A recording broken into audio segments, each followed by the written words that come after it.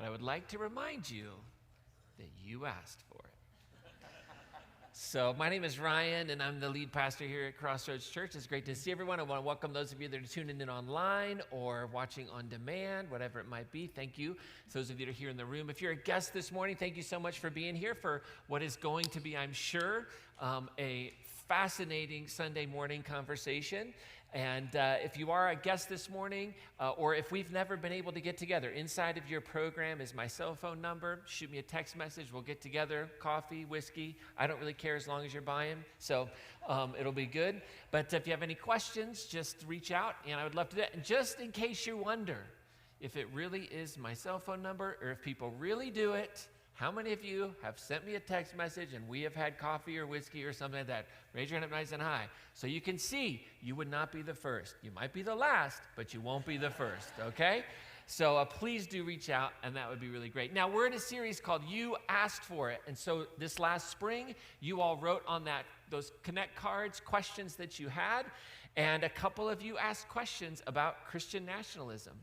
And you asked questions about late-stage capitalism and living as a peacemaker amidst all of that. So we're going to talk about that today. I feel a little like Rhett and Link. Let's talk about that. Anybody? Who does not know who Rhett and Link are? Raise your hand up nice and high. You don't know who Rhett and Link are. All right. Your next step from today. What? Wait. Raise your hand again. Who doesn't know who Rhett and Link are? Oh, my gosh. I have not done my job. Good Mythical Morning? Ear biscuits. Okay, all right. We might just need to pivot. No, that's your homework. Go Google Rhett and Link. Okay, it's really sad, but all right, that's all right. I know, you were busy reading your Bibles. Okay, that's cool. So, but today, here's the deal. I am no dummy, so I'm not going to talk about that conversation alone. I brought an expert here today. And so today we are joined by Dr. Deepa Sundaram, who is the Assistant Professor of Hindu Studies and Critical Theory and Digital Religion at the University of Denver, one of my professors in my PhD program there, who I most of the time don't fully understand. Just too brilliant for me, so I have to re-listen, but so you better lean in today. But is doing really amazing work. Her focus really in some of the things that she's involved in, she'll talk about more, but is really exploring how religious meaning is made in digital spaces, especially the formation of Hindu and Hindu nationalist publics across things in social media, apps, and emerging technologies. She's also affiliated with DU's Interdisciplinary Research Institute, focused on the study of inequality. And her research and public scholarship appears in venues including the Journal of the American Academy of Religion, where her article Hindutva 2.0 analyzes the strategic shifts among North American Hindutva organizations. Hindutva meaning Hindu nationalism. I learned that from you. Thank you. So she's working on a monograph, completing a second book, Globalizing Dharma, The Making of a Global Hindu Brand, and it's on how commercial ritual platforms construct a digital canon and a global Hindu brand. And so we are grateful to have her perspective here as we consider Christian nationalism, patriotism, peacemaking in our own context. So please help me welcome Dr. Deepa Sundaram. So that's the last thing I'm going to say. Take it away.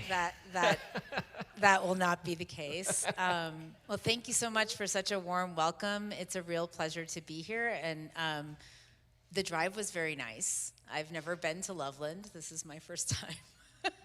I've driven through here, but I've never actually stopped here. So that was nice, and I appreciated that stretch of 25 that I didn't know existed. And it's even getting better, as we speak. It's I know. I was able to go 75, so that was really exciting. Well, thank you for such a kind introduction. Ryan is correct. I teach at the University of Denver in the Department of Religious Studies, and all of my degrees are in comparative literature. So that's one thing to know about religious studies, which is not theology. It's something different. It's the academic study of religion. Is that we are probably one of the most interdisciplinary fields out there. In my department, I hold degrees in literature. One of my colleagues holds a degree in history. Another one of my colleagues holds a degree in Black studies. I think we have like 3 people who hold degrees in religion, but that's not one of it. What it tells us, and what I think is really important maybe for the foundation of our conversation, is that religion is all parts of our life. It is, one of my colleagues at another institution, they wrote a book, which I highly recommend, and a podcast that goes along with it, called Religion is Not Done With You Yet. And Megan Goodwin and Elise Morgenstein First wrote this book, and they ran a podcast called Keeping It 101. It's a fantastic podcast. Yeah. It's called Keeping It 101, a Killjoy's Introduction to Religion. That's right. And what they're trying to show you is that you can say, you hear people say all the time, right? I'm not religious.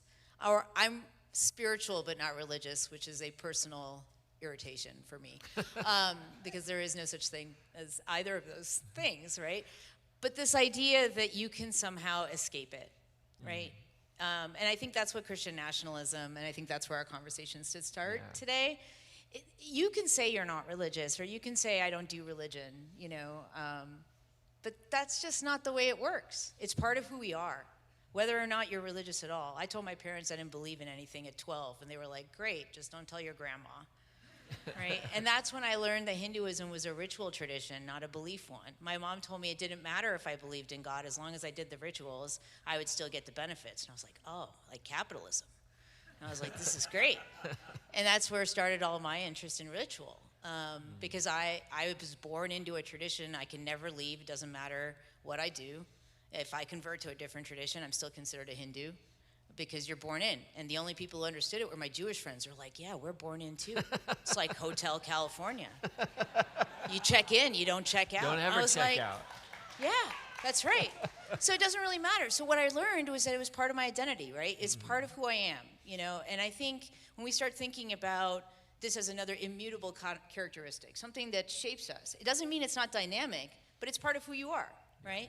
And so we can't just sort of ostracize folks based on religion. This is why things like Islamophobia make no sense. Neither does anti-Semitism or any kind of hate, because it's part of who we are, right? So I think for me, that's what really fascinated me about religious publics in particular. And I was looking at plays. My first book, which will be out with Oxford next year, looks at nationalism in the early part of the 20th century, in the colonial period in India. And what I was interested in is the first question I think we have today, which is, how do you create patriotism for a nation that doesn't exist?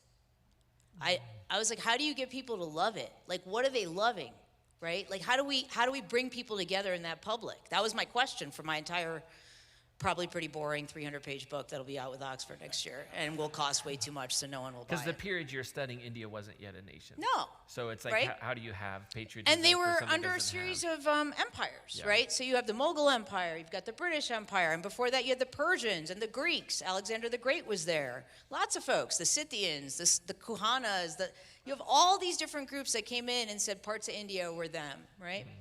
And these weren't people who hung out together. They didn't even eat together. They didn't eat the same things. They didn't even speak the same languages. How do you bring that together, right? And a lot of it was British colonialism. But they had to come up with a national ethos. What is that national ethos? And one of the fights they had, and I think this really does bring us right to this point, was, is it a Hindu nation? Yeah. This is a fight they're still having. Is it going to be Hindustan versus Pakistan? Pakistan was an Islamic republic. India was founded as a secular democracy. Brings us to the United States. Yeah. Let's go back. Let's go here, right? The United States was founded as a constitutional republic, right? Our founding fathers, maybe this is news to some of you, were deists. Do we know what deists are? Some may do, but explain, please. Has anyone in here ever read? Chilling over here. Has anyone ever read like Ralph Waldo Emerson, Henry David Thoreau? Right? These are people who believed in the idea of the divine, but they were not Christians in the way that we understand Christianity today. So they were people who believed in God in a generalized sense, but they weren't necessarily Christian. They could have been. Not everybody was. So a lot of our founding fathers saw the idea of, especially because of the politicized nature of the Church of England, right, as invading into our Constitution or invading into the Republic of laws as very concerning. but not necessarily for the reason you might think, right? Not necessarily because they were worried about politics. They were worried about religion. They were worried about religion. They were worried that religion would ultimately be ruined. It would be polluted by this political intervention. Yeah. So those things had to be separate because they were different parts of who we are, right? So I start there because I think one of our first questions, if I'm correct, right, is about patriotism versus nationalism. Yeah, I think that's the big question, right? So if you have this idea of living inside of a country and having gratitude for that or appreciation for that or the affordance that you find within that space, like what's the difference between patriotism and what we think of now as like nationalism, religious nationalism, white Christian, like talk a little bit about those things, right? The distinguishment, like what's the healthy love of place, appreciation of country, and civic commitments, but when it slides into exclusionary identity kind of politics?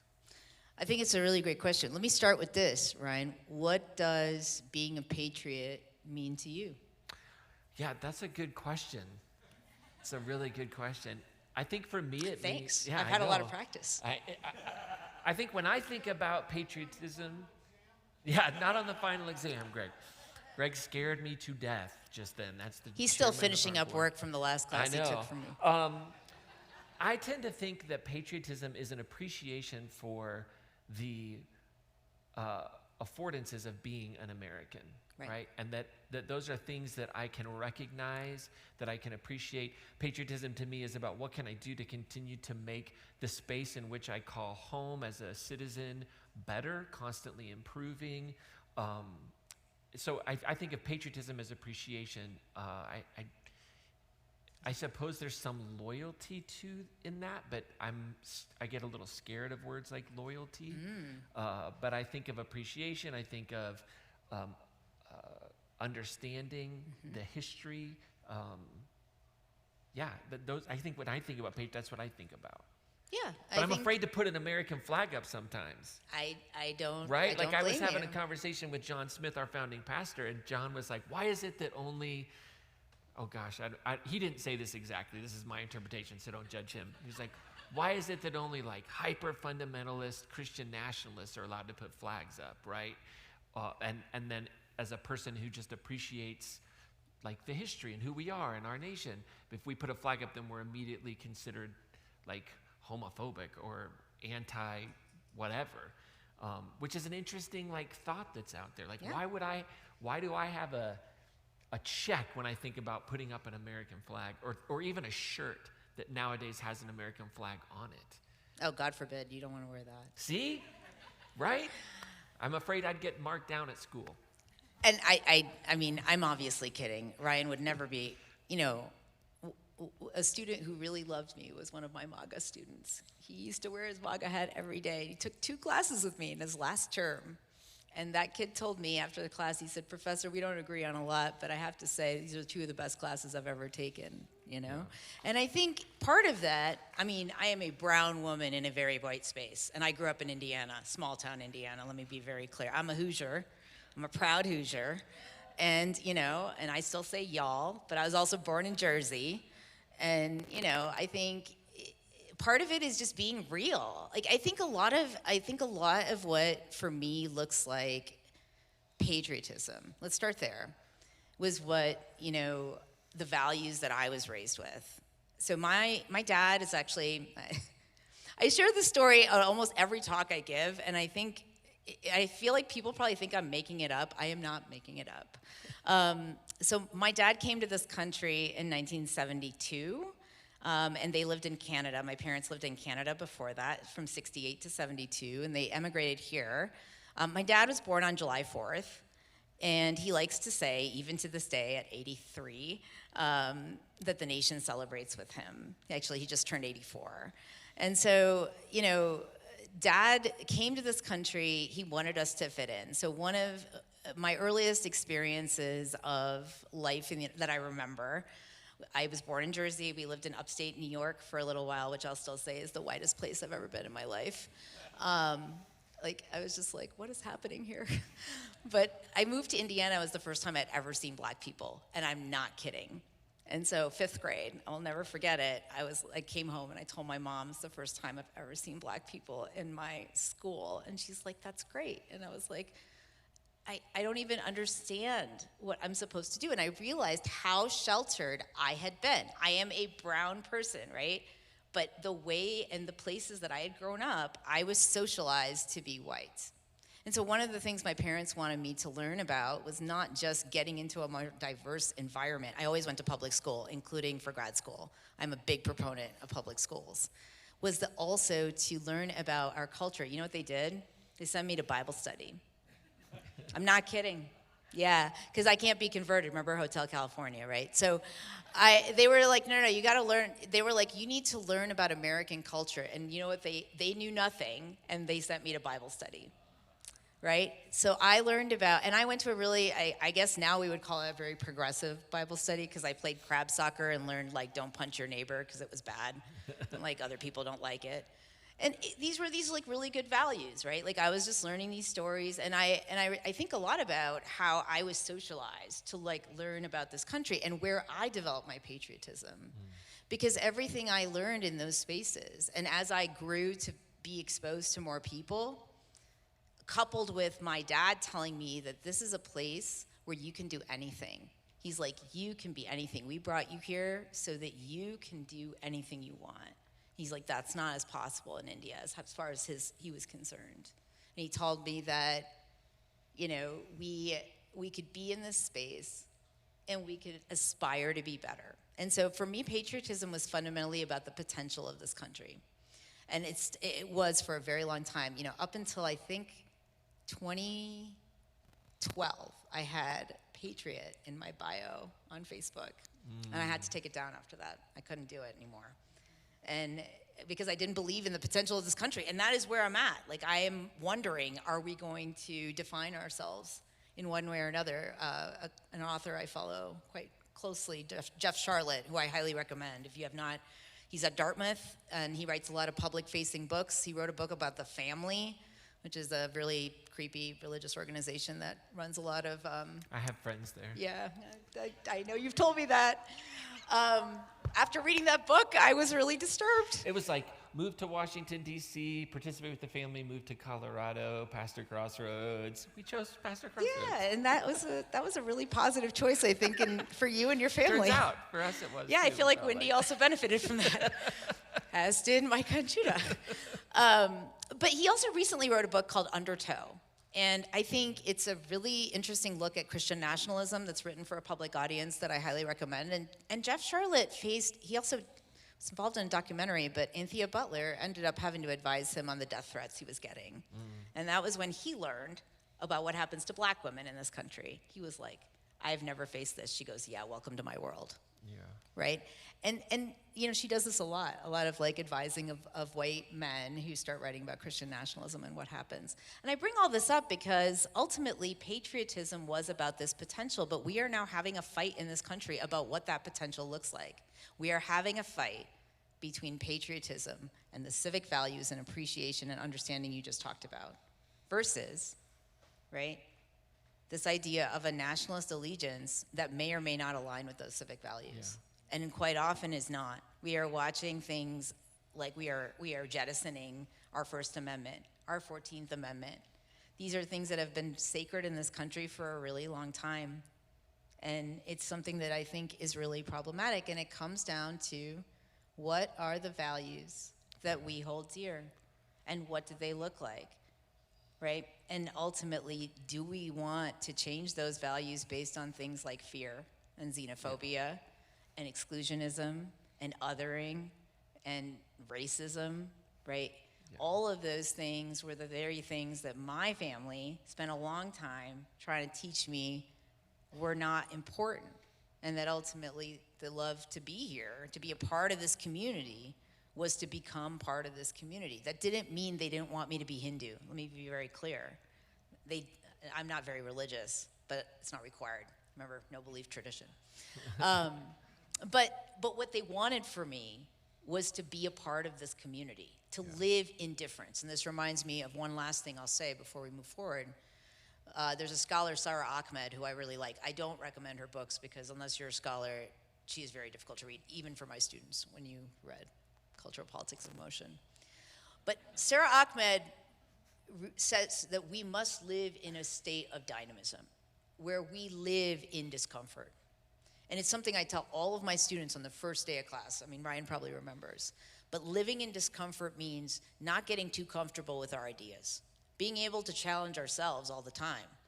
And I think that's what prevents something like nationalism from corrupting our patriotism. And that is really the foundation of where we are. We're living in that tension, right, of national allegiance, of civic values. What does it mean to be an American, which frankly we have yet to live up to, given our history with slavery. But we could. We could be better. We could be a beacon. We could be everything that the national anthem says, right? We could be those things, but we haven't chosen that route yet, but we could choose it. So let me ask you this question. So part of what I think is interesting is to think about from a perspective of folks that are part of a Christian tradition that, you know, in some ways you're taught, we're raised with this idea that, our citizenship is not of this world, right? And so there's this idea that, you know, why does it, like our citizen, we think differently. Like we think in terms of this reign of God, this idea of the kingdom of God, this metaphor that is given to us by Jesus in the Gospels of, you know, care for the poor, the marginalized, and we hear all these things. So it's interesting, I think, for many of us in the tradition to go, maybe ask this question, like, what is Christian nationalism? Like, what is it in and of itself? So when we start talking about it, maybe for folks that just kind of feel icky and they know they feel icky about it, but like, how would you help us understand or help people say, this is what white Christian nationalism is, and how maybe even it shares its ethos with other religious nationalisms, particularly Hindutva? So Ryan took a class with me called Religious Nationalisms, and the two case studies we looked at were white Christian nationalism and Hindu nationalism. And most of my students had never heard of Hindu nationalism because, as even the FBI has told me here, Hindus are peaceful. Well, everybody is peaceful until they aren't, right? There are no such things as like non-religions of peace. The word Islam means peace, right? For example, right? Hindu is a word that was invented by the Persians and imposed on a people who lived around the Indus River in the 18th century. It's not a word that Hindus use to describe themselves. They say they practice Sanatana Dharma, which means the eternal way of life. So we use these terms, we don't know what they mean, right? And I think when we get to white Christian nationalism, we are talking about, or any religious nationalism, we are talking about a fusion of religion and politics at a fundamental level. We're talking about people who believe that our government should be governed by particular religious principles, but they aren't necessarily principles like love thy neighbor, for example, or a Hindu principle, for example, called Vasudeva Kutumbakam. That's a Sanskrit phrase that means the whole world is my family. It's a very nice phrase, right? Like the idea that the whole world is your family. Jesus loves the little children. Yeah, Jesus loves the least of these, right? Like these ideas are lovely. However, that is now those ideas have been taken and applied to, well, if you really want that, then you have to expel all of the brown people who live in this town, right? And then that doesn't feel right? But then this is where Christian nationalism comes in and says, if you truly wish to sort of enact God's plan, some people will say, or if you truly wish to have a Christian nation, if we truly wish to have the kingdom of heaven on earth, right, then these are the things we must do. I sent Ryan this interview from the New Yorker with Isaac Chotiner, who's one of my favorite New Yorker columnists. He did with a pastor, and I'm forgetting his name right now, where he told us why empathy is the worst thing ever. And he gave this entire interview defending this idea of toxic empathy. And one of the things he said is that, well, yeah, because empathy leads to feeling sympathy for like immigrants. And you don't want to do that because then you're going to be straying from Jesus's plan, right? And I thought that was such an interesting thing because, of course, going back to my own Bible study education, which was, albeit very very brief. And I also had to read the Bible as a literary text in my senior year in high school. I grew up in Indiana. So I was like, well, yeah, I don't remember this part, the part where we just ignore parts of it for the other parts, right? But this is, and if you want to live I think one of the mistakes we make about Christian nationalism is we think that these are people who haven't read the Bible or aren't following the Bible. They don't care about the Bible. They don't care about the Bible at all. And that's why you can't go up to someone and say, but that's not what it says. Doesn't matter. Doesn't matter. It's the same thing about you can't convince Hindus. I read Sanskrit. I've read the scriptures. None of these people have. And I go and I'm like, that's not in the scripture. And they're just like, you're anti-Hindu. You're an anti-nationalist. You're a self-hating Hindu, which is a fascinating sort of moniker. But, and I think, Ryan told me the other day that, if I may share, he's like, yeah, some people say you're not a Christian. I'm like, yeah, I'm not in the way that you're saying, And I think that that's part of the problem, right? We end up in these sort of definitional spaces. So white Christian nationalism is ultimately about a my way or the highway interpretation of Christianity that believes that if we do not impose this through law, then we are not living Jesus's plan. That is ultimately what is happening here. They do not care whether or not other people agree. They don't care whether or not there are people in this country that might have different views. And they don't really care about what the Constitution says. They're more interested in what they think it means. And for them, this is the meaning. And that's why I started out with the founders' comments. Because there are certain belief systems, right, and histories that undergird, ground that particular belief system. And that's where I think it does kind of circle back to that initial conversation around, the separation of church and state was not to protect the state from the church, but to protect the church from the state. It was to protect this idea of religion and the purity of community through that expression being hindered by politics. And that seems to me what happens within and what we're seeing within white Christian nationalism. One other point about this is that nationalisms are fundamentally about civilizational others, right? You can't if you're American, you're not Italian, even though we have always said that we're a melting pot and we welcome all these different groups. The idea is that American stands for something that's different than other traditions. When you combine that with religion and the ideas of inclusivity, you all have this lovely church, which I've told Ryan, thank you all for having me today. It's a really lovely environment. I grew up, again, Indiana, lots of churches, right? so this is a really nice place. I've enjoyed my time here. But the idea is that anyone's welcome, correct, that can come through the door. That's not what we do in nations. In fact, we're closing down that door pretty hard right now, right? When you combine those two things, what exactly are you saying? That's part of the problem. Nationalisms require others, and religious nationalisms require civilizational others. People with whom your civilization is fighting against because they are fundamentally against everything you believe in. This is where things like Islamophobia after 9/11, I am also 48, so I think Ryan and I share the same history. Right, Islamophobia after 9/11, which also did lead to a lot of people, I got told to go back to where I came from, which I responded to. I am from Indiana, in Illinois, when I started graduate school, because 9/11 happened in my first week of grad school. And I didn't know what else to say. I just couldn't believe that we were that, separatist between Indiana and Illinois. I just really didn't understand what had happened. I hadn't gone home yet. I hadn't seen the news, so I was just really confused why a woman was yelling at me from the KFC drive-thru. I was like, okay, I knew they didn't like us Hoosiers, but. So my point is that civilizational other piece is so important, right? Yeah. And then the other thing is hierarchy. This idea that there must be hierarchical, and they are immutable hierarchies, right? They can't be changed. So these are features of nationalisms that you see within Christian nationalism. Is there any questioning, for example, of the political hierarchy that Christian nationalism has adopted? No, right? So you can't actually question even when things are blatantly false. This is one of the reasons that when you put somebody like President Trump in a position as a scion, of this particular ideology, when he says things that are provably and completely on their face false, people have a trouble, right, making sense of it, because they have put him in a position of divinity, not as a political leader, right? That happens even not in a religion. I mean, I see that happen from whoever your political person is in the White House. Like, facts don't seem to matter. It just is almost, it feels like when you throw in a religious ideology, it just takes it to a different level. Well, we dismiss things that we think we hold dear, right? Like your own ethics and values. You know, again, growing up in conservative Indiana, you saw a lot of folks that said, you know, we just can't vote for somebody like Bill Clinton, you know, because he's had affairs.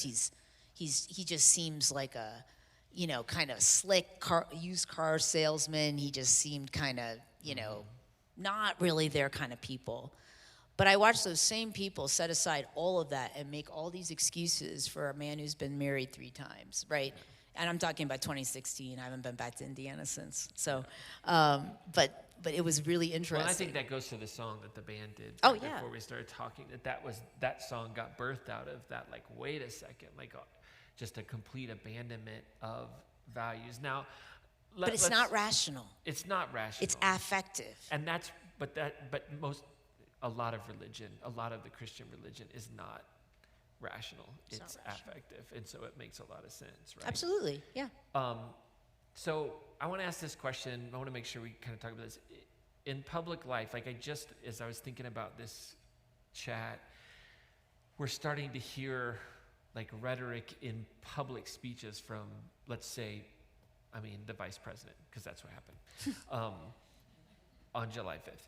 And the rhetoric of blood and soil nationalism, that there's more to nationhood, there's more to being a citizen than shared values, and this rhetoric like of coming up of like blood and soil nationalism, which really seems to be distinctively contrasting things that like Lincoln was talking about in terms of what made us a nation. So what is blood and soil ideology? How does it surface, right, in religious nationalism, and how might like our tradition, the Christian scripture, like, which is so fascinating to me because the image that we get in this crazy book of Revelation is every nation, tribe, and tongue gathering around a throne together. What we get like at every football game is some sign that says John 3:16, which says, "For God so loved the world." And then you have a public figure who is a very public with their Catholic faith, their Christian faith,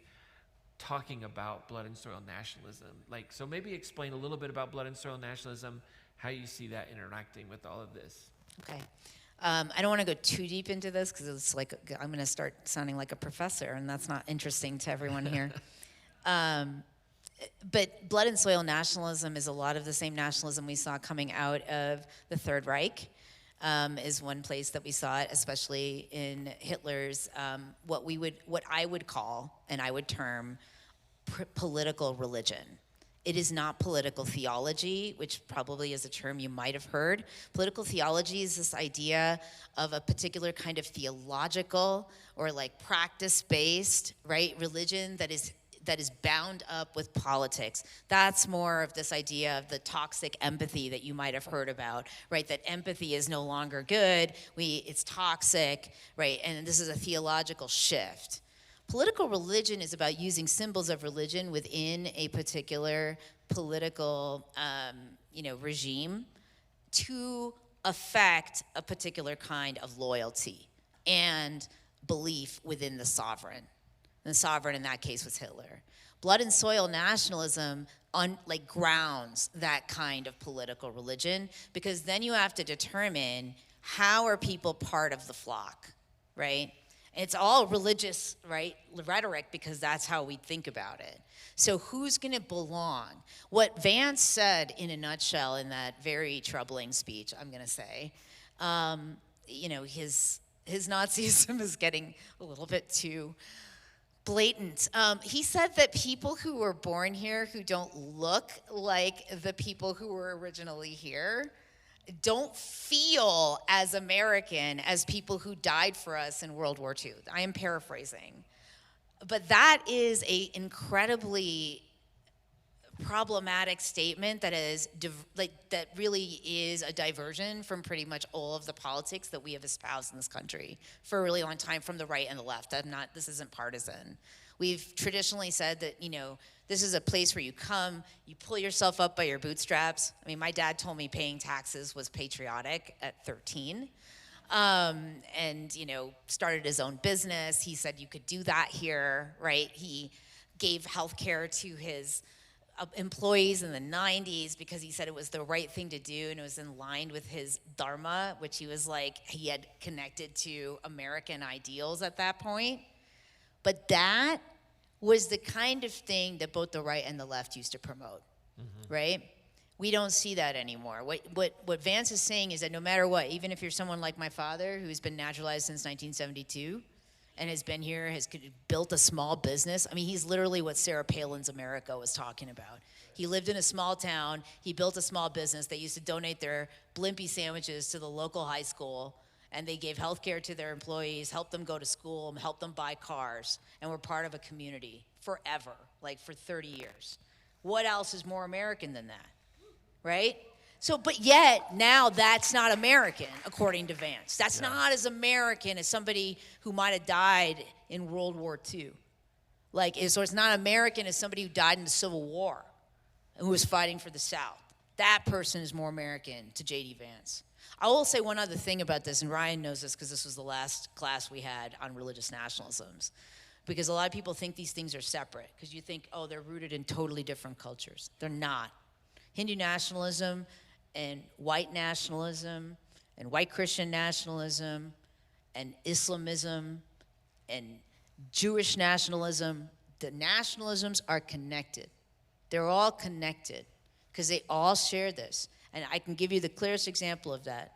In NatCon 2024, in July 2024, which is the National Conservative Conference, before J.D. Vance, Ram Madhav spoke. He's a functionary of the Bharatiya Janata Party, which is the current Hindu nationalist party in power in India today. And he said, here, you all don't understand how to do Christian nationalism properly. He goes, we do cultural nationalism. They call us Hindu nationalists. We don't mind, as long as they understand that this isn't about religion. This is about the culture of the nation. So if I leave you with anything, understand that Christian nationalism isn't about Christianity. It's not. It's about the culture of the nation. There is no Christian nationalism without Christianity, but Christian nationalism at its core is not about Christianity. It's about what they believe is the culture of the nation. And let's be real, that is a very racialized, a very white, and a particular kind of blood and soil type of identity that they want to promote. Yeah, I mean, it's fast. Values aren't enough anymore. Values can't provide a cohesion and so what we have to have is a cohesion of people that look alike, that believe this is what family should look like, this is how these structures should happen. So as people who are hopefully trying to live in a space of patriotism and live in a space of valuing the affordances that come with being an American, building those affordances for all, seeking justice, and in ways living our lives in alignment with peacemaking values that we see in the historical Jesus and the Jesus of faith, what are some practical things that you would say, hey, here's ways that we can live out as peacemakers in the midst of a movement that feels very co-optive, that feels like this movement is taking over things that a lot of us value very much, words that we value, but are taking on meanings that we would never ascribe. So, and that was really the heart of the question, I think. What do we do? How can we in our everyday normal lives, with certain measures of privilege that we have, what can we do? Well, first let me say congrats to you all for doing it. You told me before I came here, I just heard that you all raised $10,000 for a local elementary school that was in a $7,000 budget shortfall.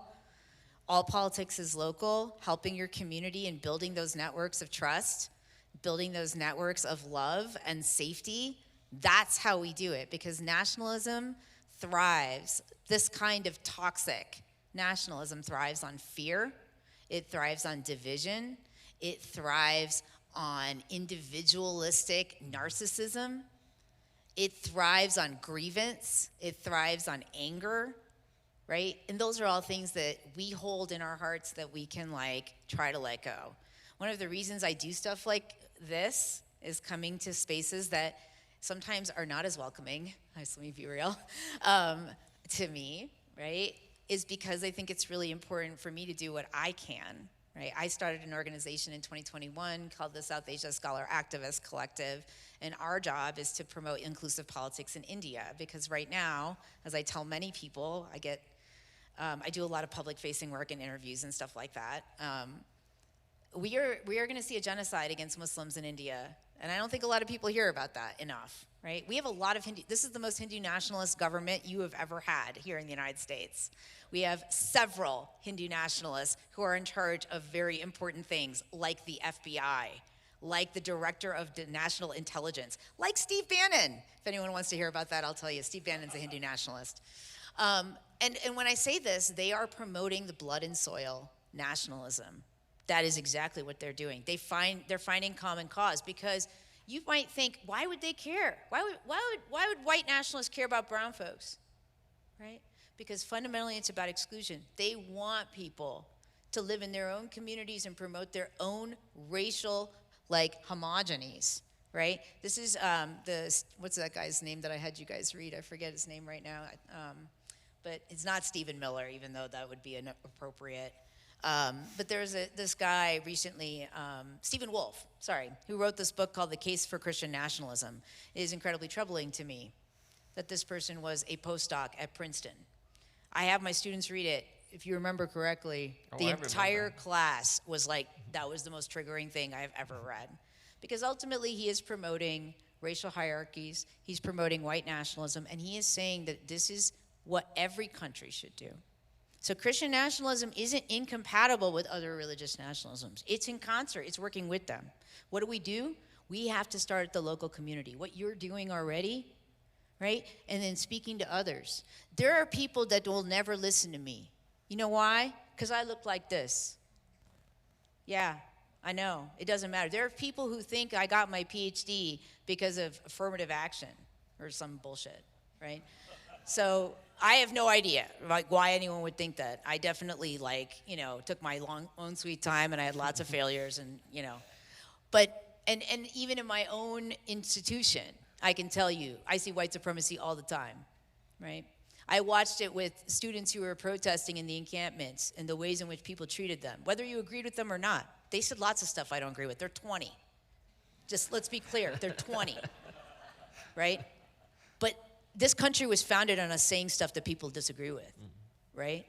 So how do we support the First Amendment? Support it in your community.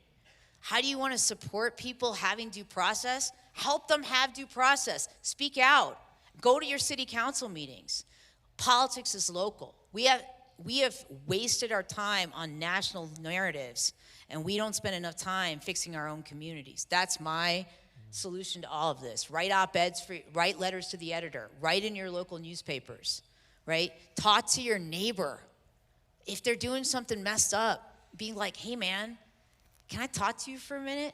I don't know if that's really the best approach. If they don't listen to you, that's okay. At least you tried, right? Talk to your kids. This is what we can do. And it doesn't mean don't run for office or don't, vote and all that. But voting, electoral politics is only one part of this. Yeah. This is about re-education. This is about creating community. Ultimately, what is the meaning making of this community, right? Yeah. And I think as we wrap up, I want to say this because sometimes it's interesting to me that we don't want to acknowledge the historicity of the person of Jesus as a highly political person. Like, Jesus was deeply engaged in the politics, meaning the organization of his community, right? And the power structures. We celebrate on Palm Sunday this entrance into Jerusalem. And if you've been around here enough to hear my Palm Sunday message, there's one of them. It was a political movement. Like Jesus entered the city on the opposite side of the city as where Rome would enter. Rome enters on war horses carrying banners and swords. Jesus enters on a donkey, intentionally bringing up a prophetic voice from his tradition that was talking about a peaceful governance, a peaceful king. And so you have palm branches, which are symbols of peace. So you have a political demonstration. The story of the turning over of the temples was a political act. These were well thought out, well organized, nonviolent acts of resistance. And so when people say, well, I don't want my church to talk about my politics, I think we've misunderstood Jesus a little bit. And we have to recognize that if we aren't willing to hold on to the Jesus of history, you'll end up with the Jesus of white Christian nationalism. Yeah. Right? And so we have to bring the Jesus of faith and the historical Jesus together. So I recognize that for some of you here today or listening in, this might be a really uncomfortable thing to do and say, my gosh, we actually said the names of political people in church. Like, I don't know if you read your Bible. Like, we know all the names of the high priests that were involved in the story of the Jesus' trial. Like, there was no problem speaking about, here's what happened. Caiaphas, like, these are named people in these positions of authority, right? The way in which we do it is important.